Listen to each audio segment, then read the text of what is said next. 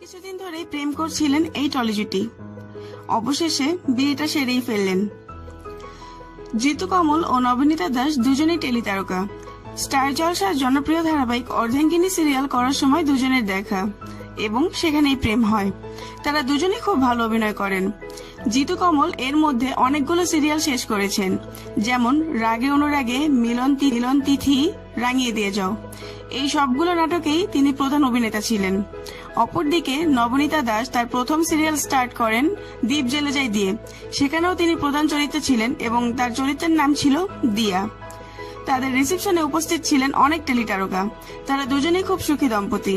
বিয়ের পর দুজনকেই খুব হাসি খুশি দেখা যায়। তাদের দুজনের জন্য রইল অনেক শুভকামনা।